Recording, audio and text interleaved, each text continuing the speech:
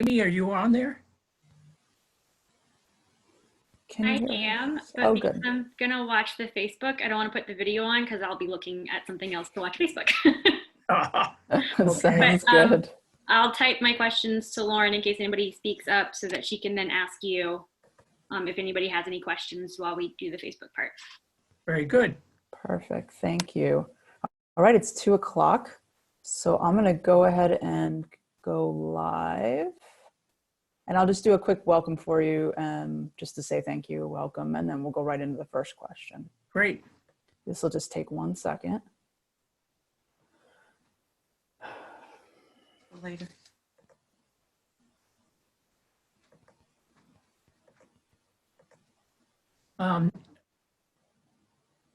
Linda, I told him what you were doing now. okay, good. Somebody just called with a question here. Oh, okay, good. No question. Just call me at such a number. Oh, so not for this. Yeah. Oh, what is happening?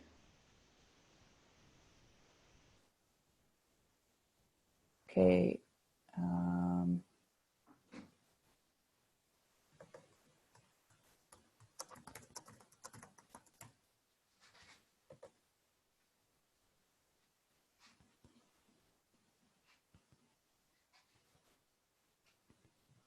Just taking one more second here.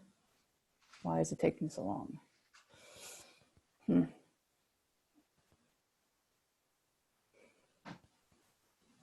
Amy, is it working?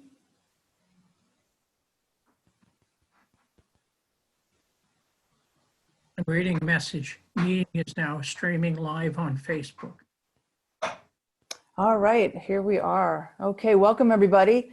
Welcome to Quarantine Q&A with Town Historian Don Doliber. And thank you, Don, so much for being here with us today to answer some questions. So some of you have submitted questions already, and we'll start with those. And then if you have questions or comments while we're going along, please insert them into the comment section on Facebook, and they'll be relayed to us, and we'll get them over to Don.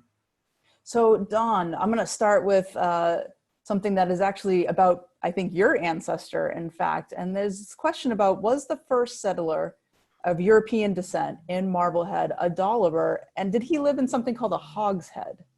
What do you know about that? To answer that question, I have to explain. In Marblehead, there's a difference between myth and fact. And that the first Dolibers came to Marblehead, and I say Dolibers, 3 brothers came, and they were here. There was the one that I'm descended from is Joseph. We have Samuel, and we have Tristram. And they each came to Salem with 200 British pounds to invest. And as brothers, they were going to invest in a fishing station here. Now, when you consider that that's a total of 600 pounds they're going to invest, that's a massive amount of money. When you consider the average income is roughly about £5 a year. So the fact that they came to Salem and didn't stay in Salem, they went to the outskirts of Salem, which is, we now know as Marblehead. They were Anglicans, not Puritans. So I'm not sure they were so welcomed into Salem, but their money was welcomed. So they did invest. Samuel later ended up going to Gloucester, and they pronounced his name as Doliber with a V. Tristram passed away a short time after coming to the colonies, and Joseph stayed here and married and died in 1688. Did they live in a hogshead? Well, I don't think they lived in a hogshead. I've got to destroy that myth. Most Dolibers look like they're shaped like a hogshead, but I'm sure they lived in some type of rough housing. And ultimately, we know Joseph built his home in that area we now know by Grace Oliver's Beach and Doliber's Point. So maybe not so much in a big barrel, which is what a hogshead is. Maybe in something a Exactly. little bit more. Hogsheads were used to pack salted fish in, and they're large enough for a man to stand in. But I am not so sure I would want to live in a hogshead. So there were no, so the first settlers came with this money to invest in the fishing industry, was it? Most of the people here in Marblehead were here for fishing.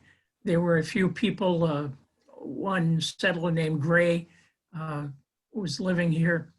And they settled in the section of Marblehead we know as Peaches Point area and used the little harbor. The Great Harbor was going to be used later. The Great Harbor is Marblehead Harbor that we know as today. It's an interesting group of people that came here.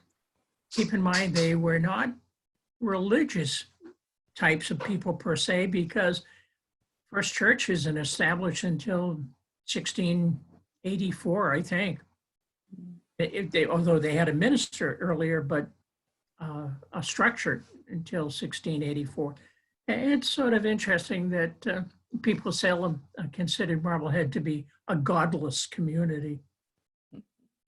That is interesting. And so if the earliest settlers did want to go to church, they would have to go over to Salem, which is quite a distance if you think about it. Yes, No cars. there's a myth or a legend called Tom Bowens Church.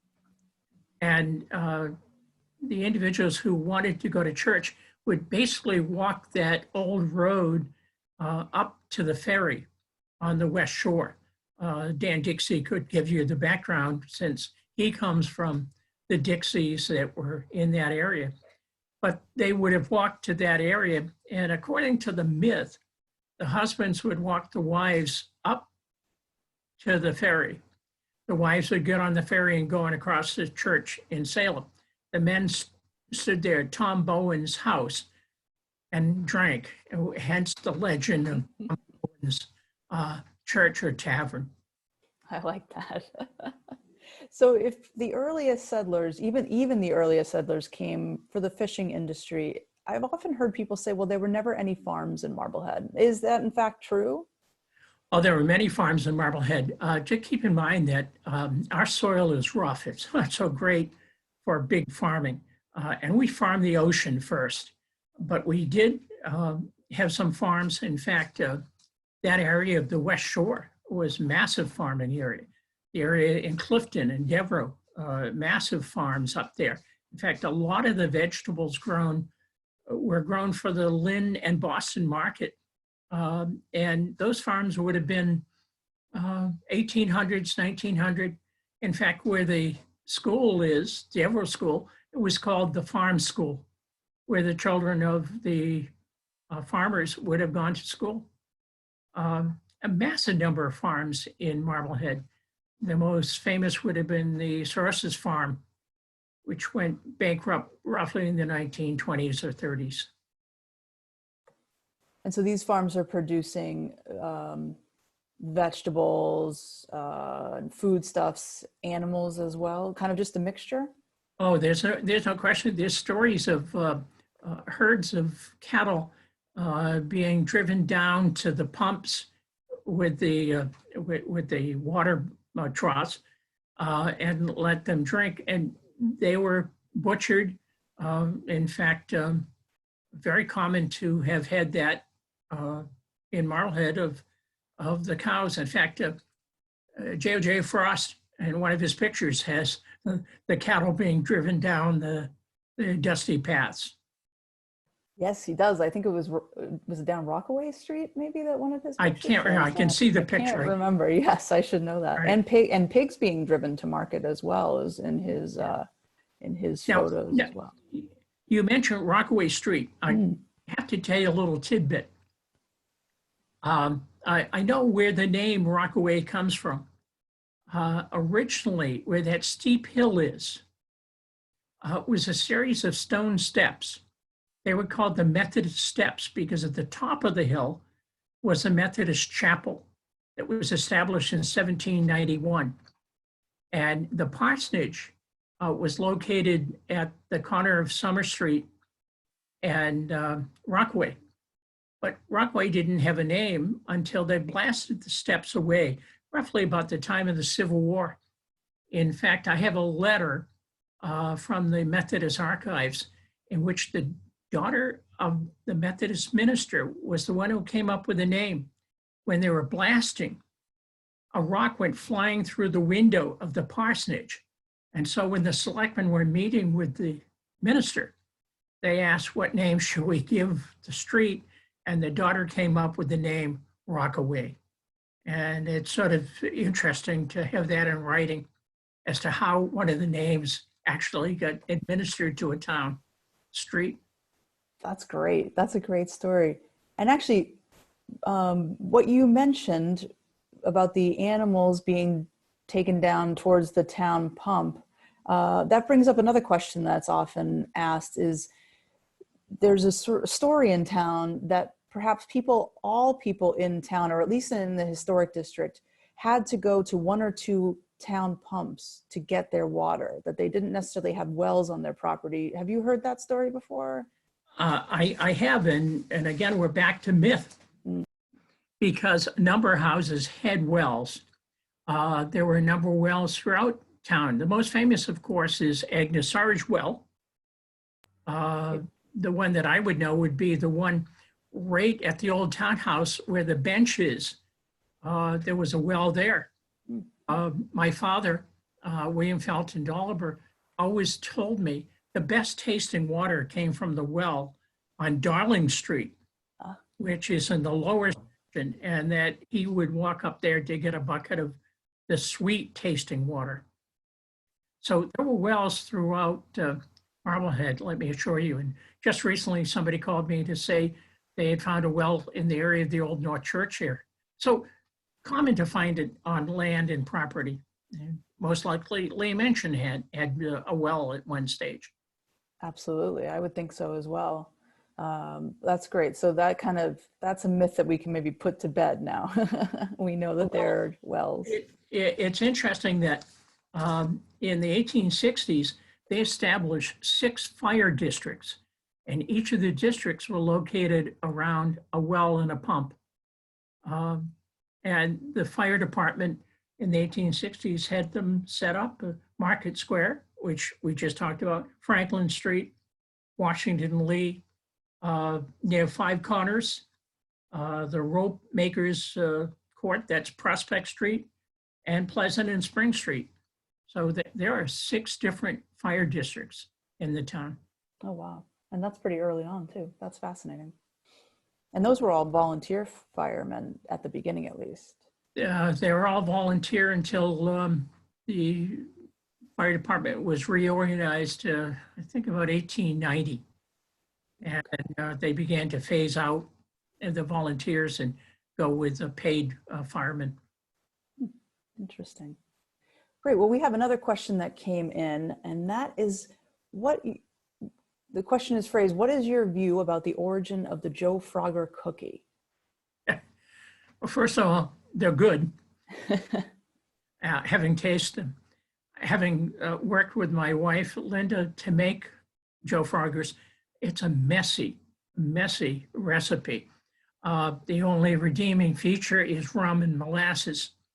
The myth behind it is that they're cookies that were made on Gingerbread Hill, appropriate, at Black Joe's Tavern by his wife, Aunt Cressy, and that they were the size of lily pads that you would have seen on the ponds, hence Joe Frogger. They were actually made by the wives of fishermen who were going off to the Grand Banks. Keep in mind, when you were on the Grand Banks, the food that you were served was heavily salted, a lot of fish, salted fish, and you really needed something sweet. And if you were out in a dory dropping a line over, it didn't hurt to have one of these flat, large cookies that you could break a piece off, put in your mouth, and get that sweet and rum taste. So they're, again, a Marblehead cookie. Do you have any idea where to get the best Joe Frogger right now? All right. Because I always hear that this place has the best Joe Frogger or that place has the best Joe Frogger. But Although the ones I see today are not the size of a dinner plate. They're no, a cookie. that is true. Great. Okay, another question that came in via email was about the golden cod on Old North Church. There was a question of, was that made by Paul Revere? I'm going to answer, having looked at Under the Golden Cod, the book produced by the Old North Church. Somebody had commented, there's always been a cod over the structures. Well, there may have been a cod over the structures, but since Paul Revere's company didn't begin into the 1700s and into the 1800s, Paul Revere didn't make those early ones. He's an interesting question because you can see it, beautiful. And yet I don't know if Paul Revere made it.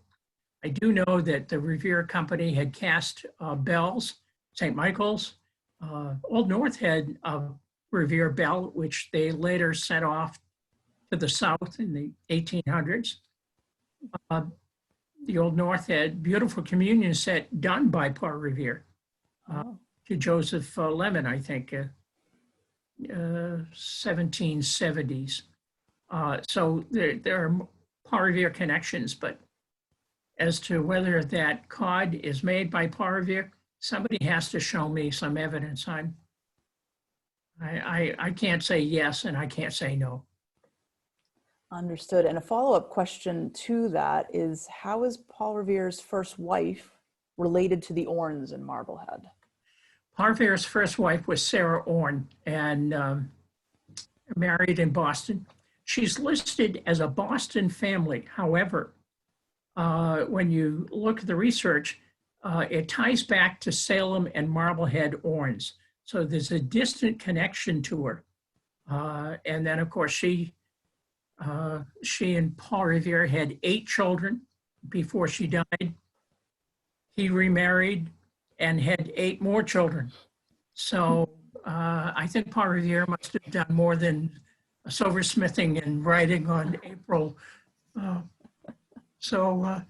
in fact, I remember reading somewhere he had 51 grandchildren. But there is a connection for the Orn family to Sarah Orn, but it's a distant connection. It's still kind of fun to think about possibly Paul Revere walking around Marblehead at some point. Well, we do know Paul Revere was here in Marblehead a number of times. The Masonic Lodge charter is signed on the back by Paul Revere, the Grand Master of Masons in 1796, somewhere in there. So we do know he was here in Marblehead. That's awesome. Great. We have a question that just came into Facebook. Everett, I'm going to probably butcher the name, but Everett Losey asks you, could you tell us a little bit about the history of the Clifton neighborhood and where he might learn more about it? The Clifton neighborhood is limited in terms of history being written. There's a good deal of history there. A lot of farms up in that area. There was a lot of houses that had been put up as hotels. I know Benjamin Ware had one, and people would come to Marblehead to visit in the 1860s and 70s and 80s, and would be staying at those different locations in the Clifton area. Recently, there had been an archival study of different areas. So there's a book that's been produced on some of the houses in the areas, and it covers some of the Clifton area. Up in the Casino Road area, you have a number of houses and developments that were started early. But Clifton and Devereux were farm communities with a road going through to Lynn, hence to Boston. It's not a lot of material. I would recommend they look at Gamage and Lord for some information in terms of the Clifton area. And that would give you some good background. And that's the book of The Spirit of 76 Lives Here. Yes, and then there was a small booklet produced by the two of them about different locations throughout Marblehead. Okay, great. And I'm sure they could probably access that at the Abbott Public Library when it reopens. And we Yes. have a copy at the Marblehead Museum when we're able to reopen as well. So hopefully we can help them out, the Everett out with that as well. And I would just tell you, the Marblehead Room is a good resource. The Marblehead Museum is a good resource. And we're talking about good resources. My cousin Tom Gray wrote a book called The Founding of Marblehead. And if you're interested in looking at some of the early settlers, you can get a copy of his book. It's still in print. He's still selling them. And if people need information, they can contact me. But it's called The Founding of Marblehead. Gives a good background about the different types of people coming to Marblehead and where they came from. Oh, that's great. We'll have to get a copy. I don't think we have one in the museum. Thank you. Great. So going on to some other questions that were submitted. Was anyone tarred and feathered in Marblehead around the time or before the Revolutionary War started? And then after the war, did any Tories come back to Marblehead? And what was that like? All right, let's take, it's a two-part question. So were any people tarred and feathered? I'm sure a number of people were threatened with being tarred and feathered. I have no evidence of that. I've looked at the Essex County court records, so I don't have a great deal there. I've done research on Marblehead police. The most famous case is not before the American Revolution, but after the Revolution. And that's the famous Skipper Ireson's ride. And he was the captain of a vessel that was on the Grand Banks. And according to the story, he had caught enough and was ready to return. A storm came. The Marblehead ship was sinking nearby, and he ordered the crew to lay alongside. And the crew actually went against his orders and sailed back to get back to town to get their fish in, to get the higher prices in the market. When they approached town, they had made a pact that they would all agree that Ireson had ordered them to sail on, leaving the sinking sailors. When that story was, in fact, passed around Marblehead, enough people became upset, and Ireson was down by one of the wharves, and he was dumped into a barrel of tar and feathers thrown on him. And he was put into a barrel, or probably wasn't a barrel, probably was a dory, and carried around town and over to the border, Salem. Salem authorities stopped them, turned them back, and Ireson is reputed to have said to the people, "You will live to regret doing this," not as a threat, but I'm telling you, I did not do that. Ireson continued, but I don't think he went out to the Grand Banks anymore. He did coastal fishing and would go around hawking his fish in the streets of Marblehead. In fact, the story is told that he wore a top hat, and that if you bought fish on credit, he wrote your name on the top hat so that you would pay up very quickly. Ireson became blind and ended up on Circle Street in his backyard, sitting in a dory to get the sun after he had given up doing the fishing. The story finally is corrected, but not before Whittier, the famous New England poet, wrote the famous story of tarred and feathered and carried in a cart for his hard heart by the women of Marblehead. Whittier had heard the story from Sam Rhodes, who produced the first printed book, History and Traditions of Marblehead. And later, Whittier was to apologize once he heard the real story. He really apologized. So yes, there was some tar and feather, but I don't know of any records before that, although I'm sure in the Revolution, Tories were threatened with tarring and feathering. To answer the second question, were there Tories in Marblehead did the return? Well, there were a number of Tories that were vocal.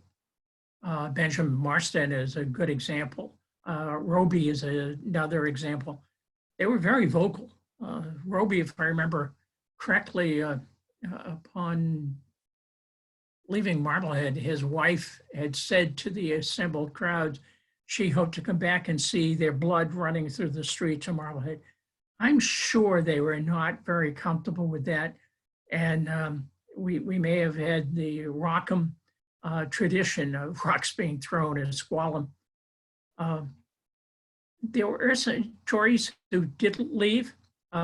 We have some who returned. Hooper is a good example.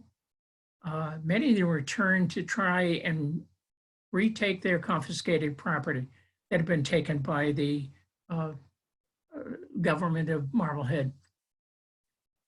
Most of them were not successful. Hooper had some success because the house had been passed, if I remember, to one of his sons that was not a Tory.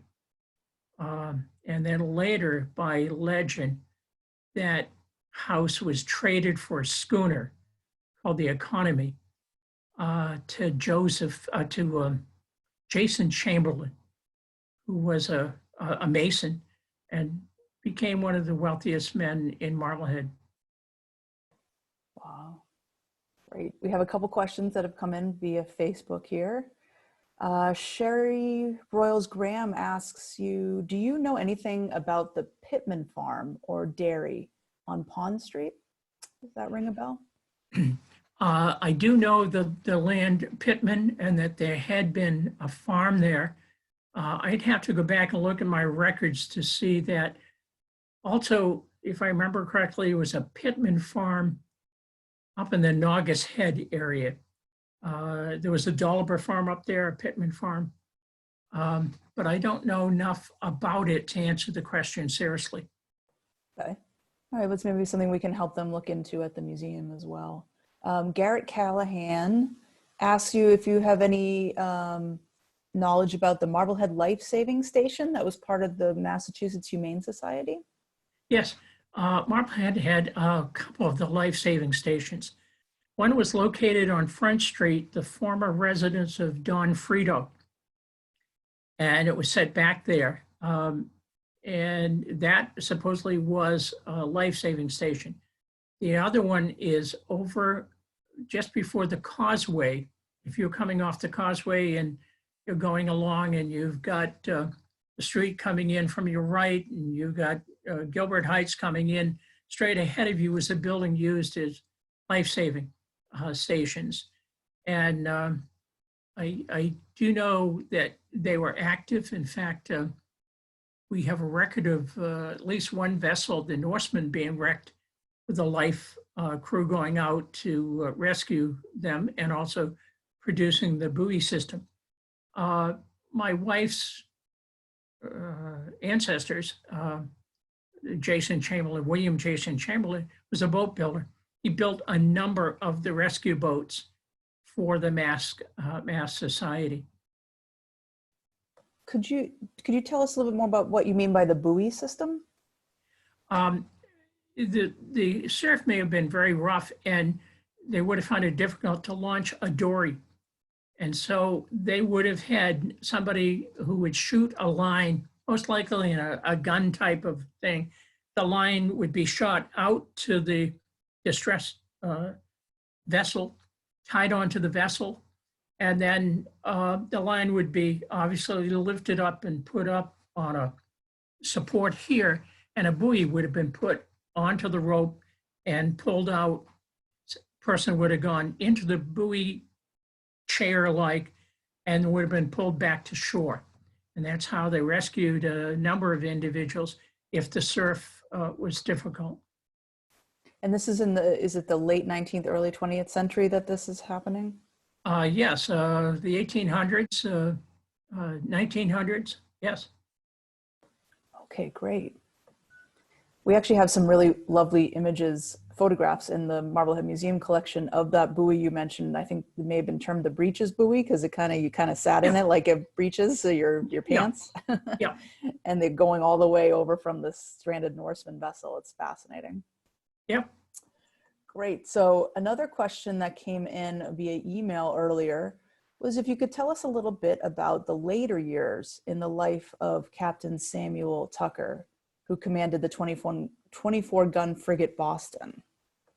Commodore Samuel Tucker, and we can use the word Commodore because in the U.S. Navy, if you were a sea captain put in charge of a number of vessels, you held the title Commodore.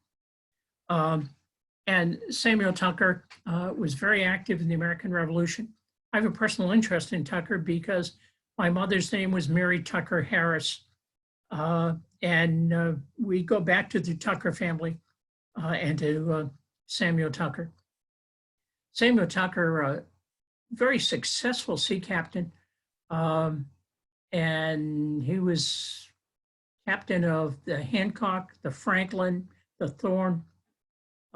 He was captured a number of times, paroled, imprisoned, paroled, and returned to the service.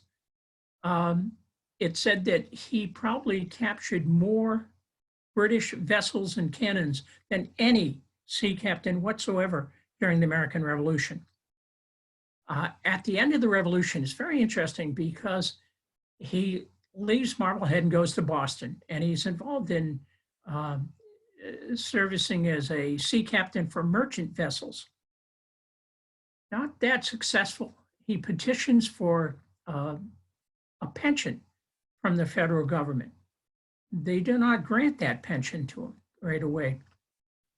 He returns to Marblehead, and he now is involved in fishing, and he's actually the owner of the lead mill. And he inherited that through his wife, Mary Getchell, because Getchells had owned that mill.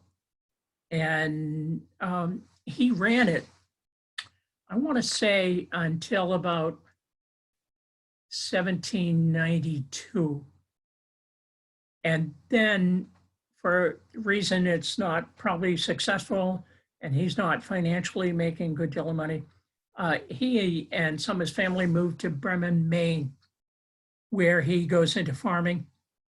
He will die there in 1833. Very successful up there. In fact, the War of 1812, he actually takes a vessel and goes out at his age and captures a British ship in the War of 1812. Very respected individual. He's a delegate to the state convention setting up the state of Maine in 1820. He's a presidential elector, and he's a noted individual. In fact, you got to Bremen, Maine, at his burial place, there's a memorial to him with a statue over his grave. Now, Samuel Tucker, if you've read David McCulloch's book, Adams, you will hear of Tucker taking the Hancock and taking Adams to Europe, and how Tucker's told, get him there safely. And Tucker does everything he can to avoid a conflict with the British ship. Finally reaches the stage where he had to fight one. And during the battle, Tucker looks around, and there's Sam Adams with a musket standing up on deck. And according to the story, ordered Adams below deck because he had the task to deliver him safely to Europe by the direct order of the Congress. So must have been an incredible character. There's some excellent biographies of Samuel Tucker. And I know Marblehead Museum has one, Marblehead Room does at Abbott Public Library, or you could go online. The internet is incredible, giving you a lot of good resource for Marblehead history. That lead mill that you mentioned that Tucker owned at one time, is that in the same location as the lead mill that became the park that's on the Salem-Marblehead line? The exact same location. In fact, the mill would have been on both sides of the road. And I had done a talk on that for the Marblehead Conservancy in terms of the conservation land produced. So there's a good deal of history there of the Gecko family, Tucker family, and the buildings that remain there, and the major fire of February 22nd, 1968. Fascinating. Great. A couple more questions have come in on Facebook. The first one is, if you could say a little bit something about how the shoe industry comes into Marblehead and why. Fishing obviously is the first priority for Marbleheaders, but you fished in season basis. So you had a fall season, you had a spring fair, which they went out to the Grand Banks. If you're not Grand Banks fishermen, and that's pretty tough life going out there and fishing and beginning you fished off the vessel, then you went into dories. It was a tough life. And while you were gone, the wives of the fishermen had to maintain a living. So many of them had little shops in their houses. In fact, if you go around Marblehead, you look at the houses, the lower section, you see a door, maybe some windows where they ran their shops. Well, when the fishermen came back on the off season, you had to find something to do. And hence the shoemaking industry developed here. And it was by hand being done, piecemeal they call, at different houses. Gentleman known as Bassett was the one who introduced the sewing machine into Marblehead. And with the introduction of that machine, you suddenly have a number of shoe factories being set up in which it's no longer being handed to you to work on at home. You actually went to work and worked in those factories. And we produced a massive number of shoes before the Civil War, during the Civil War. And the tragic part that destroys shoemaking for Marblehead are the two disastrous fires that swept through section of the town, destroying a lot of those shoe factories. In fact, you find the population of Marblehead drops after those fires, which the shoemakers go to Lynn. They move to Lynn to get employment because of massive unemployment. But shoemaking was, first of all, individually done. There were shoemakers who made children's shoes and they walked around. And in those days, the shoemaker went to your house and you put your foot down and he traced the foot and then went back and made your shoes. Up until the Civil War, most shoes were not made right or left sized. They were straight on, and it must have caused a good deal of discomfort for individuals. In fact, my great-grandfather, William LaCroix Roundy, was a shoemaker, and here is one of the children's shoes models that he had, and we have a lot of his tools, but this is what it would have been like in the style of the shoe. Wow. He dies in the 1920s.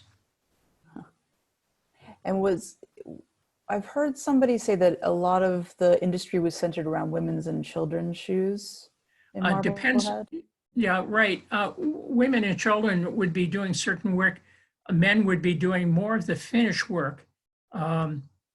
Women, actually, they were involved in shoemaking, but they were also involved in hat making and basket making.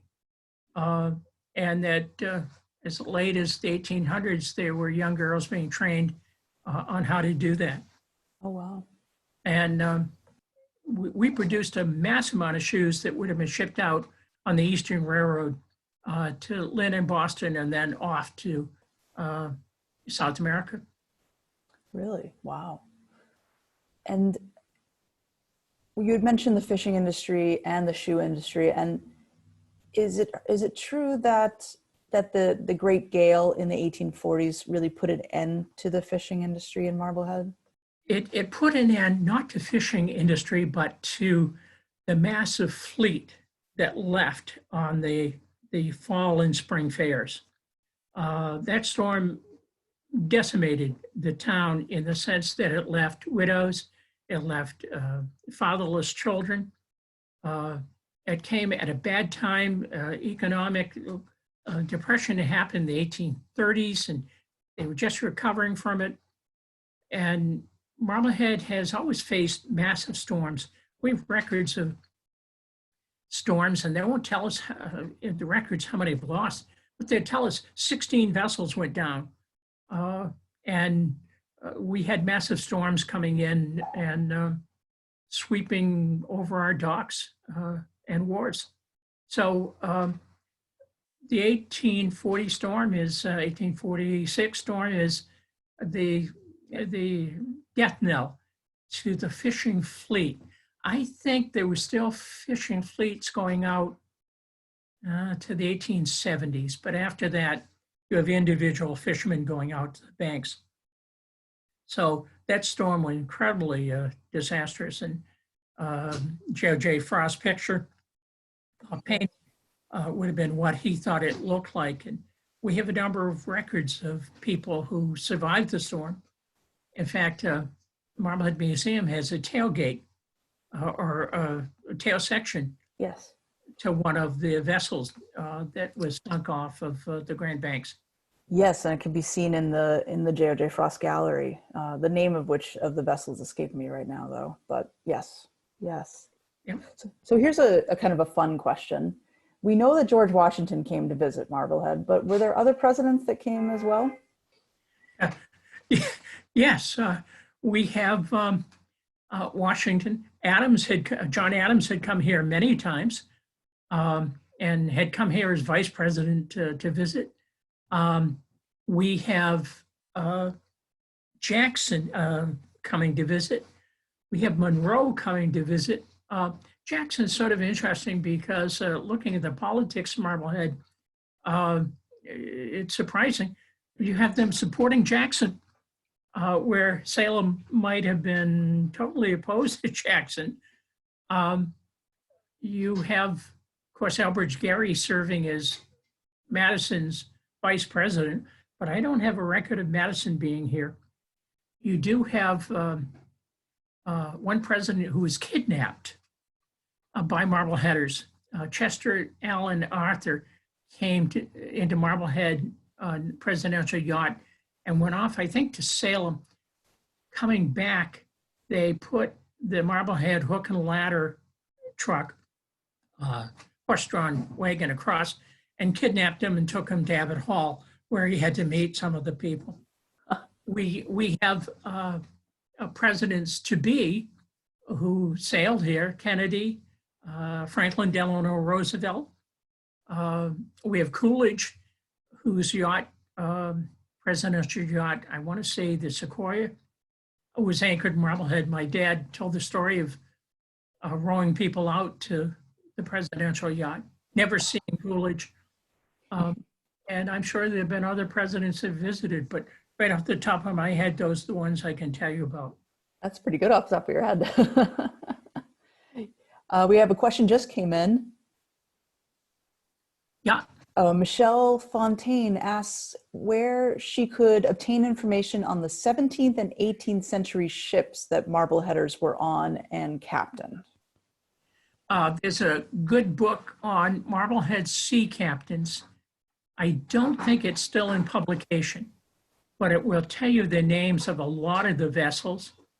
There's another book on Marblehead commerce, shipping commerce, and are at the Marblehead Museum, Yes. at the Marblehead Room. And keep in mind that Marblehead actually had a port of entry here, and those records would have been federal records, and they would have kept track of the vessels. Great. And I will, just to jump in and say, the Marblehead Ships and Ship Captains book you referred to is also full text online, and you can access that through our website. If you go to marbleheadmuseum.org, historic research, and then historic documents, it's there. And we do have a copy, as you mentioned, of the commerce book. Of course, that's in the museum. So when we reopen, we'd be happy to share that. 2 more questions have come in. Louise Weber asks, were Marblehead's tragedies, she's referring to the fires, typical of New England small towns, or was Marblehead unique in experiencing all those fires? Well, first of all, Marblehead is unique for everything. Of course. But to answer tragedies, no, I think Marblehead is a good example of the New England town struggling to financially survive. And it went through its up periods, its periods of depression. And those tragedies are common for groups of people, as we know, as we sit doing ourselves distancing from the refrigerator, that we face things as humans. But Marblehead has its unique history, and that history is not centered around events. And I have to point this out as a historian, that history is centered around people, and people make the difference. And I'm going to give a plug for Marblehead Memories, because that's a time for us right now to record our history of past Marblehead, or the times we're living in right now, when people 100 years from now will be saying, what did they do? And Marblehead Memories is going to be able to answer that. Lauren, you can give a plug on that. Thank you, Don. You're the best to think to plug us. The Marblehead Memories Project is, just as Don said, a project the museum has undertaken to collect 20th century stories, recollections, and then, of course, with the COVID-19 crisis, we've started a somewhat separate COVID-19 archive where we're looking for photos, videos, reflections, what it feels like to be stuck at home, how it's changed Marblehead, how it's brought the community together. You can learn more about that on our website as well. There's a Marblehead Marblehead Memories page on our website. So if you're interested in participating, we need your help. And Dawn, I'll just mention, and maybe you have some knowledge about the 1918 Spanish influenza. When we went back to sort of look into that, because of this crisis, a lot of people have been making that connection between the pandemic we're living through now and the 1918 epidemic of Spanish influenza. We realized we didn't have anything in the archive. There's newspapers that are available, things like that, but nobody collected stories and nobody wrote it down. Have you heard anything about what Marblehead was like during that time period? I actually did a lecture on the Great Flu epidemic in Marblehead. Just to set the background, this flu epidemic taking place right at the end of World War I, came to town through our generosity. We actually hosted a baseball game for soldiers returning from Europe and invited them to Marblehead from Boston. They came in for the day. In all probability, that's how the virus was introduced into Marblehead. And yet it was introduced into a town that had no hospital. Berry Alley Hospital had not been built yet. And the research that I had done talked about the cases were suddenly developing. And Marblehead government had to deal with this. They couldn't rely on state government because they were overwhelmed. They couldn't rely on the federal government because they were overwhelmed. Sounds familiar. And so Marbleheaders did what they've always done. They got together. They closed their churches. They closed the movie theater. They did some type of social distancing. The schools were closed and they hunkered down. But it's interesting that there were people who said there are families that are sick, mothers that cannot cook food. So there were women in Marblehead who produced soup kitchens where children could come buy a large amount of soup for a small amount of money and carry it home. And it's a good example of how Marblehead decided to tuck in and solve the issue. Because we didn't have a hospital, because Salem Hospital was overcrowded, we adapted. We took the brand new high school that's set up on workhouse rocks and we turned it into a hospital. And the state was able to give us a doctor. We provide nurses, fire and police served to carry the patients, and they were housed, fed, and cared for at the high school. Of course, there were no students there. And that high school was used as a temporary hospital. Tragic part is that Dr. Evelyn's wife worked as a nurse. She contracted the flu and died of the flu. And so Marbleheaders have always taken those tragedies and stepped forward to try and answer it. And it's a good lesson for us today in this pandemic as to how we should begin looking at things. They didn't have internet and television. They had radios, but it had to be very, very limited. And there were very few houses that were not affected by the flu. In fact, my dad told the story that the rumor went around that he had contracted the flu and died. And one of the school chums came to the house to express some condolences. My dad met him at the door. But again, our newspapers tell a little bit. I mean, this was a flu epidemic that was out of control. I do know that in Salem, the deaths were taking place so quickly, the undertakers ran out of coffins. You know, it was massive. And Massachusetts was affected from the Boston area and out to Marblehead and Salem, and it went in waves in 1918, 1919, 1920. So lessons to be looked at. Yeah, it is amazing when you're saying how the community came together, how much it reflects how the community has come together through this, over this pandemic, throughout this pandemic. So let's see, we have kind of a nice wrap-up question for you from Bruce Lord.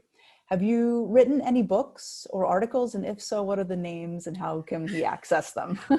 I have written only one, and that's the History of Philanthropic Lodge, which tells a history of Marblehead and the Freemasons. I've given a lot of lectures. I do the walking tours for the Marblehead Conservancy, preambulations. I have to laugh because Betty had done that. And Betty said to me, "Don, would you take over?" And I said, "Okay." And the first walk I did was successful. The second walk, 107 people and 3 dogs. And we held up enough traffic.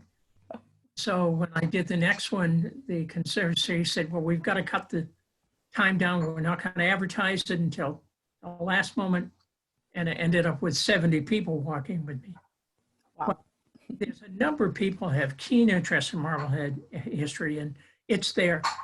We're lucky as a town because I know as a town historian, if I don't have the answer, there are people I can turn and go to. Betty Hunt is a tremendous resource. I never know what Betty's going to say, but she's a tremendous resource. If I wanted to do lighthouse, Bill Connolly, gas stations, Bill Connolly, I mean, you name it, Dan Dixie with his photographs, the Marblehead Historic Commission. I point out the difference between the Marblehead Historical Society and the Marblehead Commission. Society is a private, nonprofit organization depending on your support, and they accept a lot of artifacts and material, and they maintain the best property in Marblehead called the Lee Mansion. The Marblehead Historic Commission maintains historical documents that belong to the town and things that have been donated. So between the two of them, you have a massive amount. Marblehead has a town historian, which very few towns actually do. We have a number of books that have been produced. We have the Veterans Organization, the art clubs that are proud of their history. And I'm sure I'm going to offend somebody by not mentioning them, but we've got our neighborhood groups that support the history and traditions of their local areas. We're lucky as a town of Marblehead.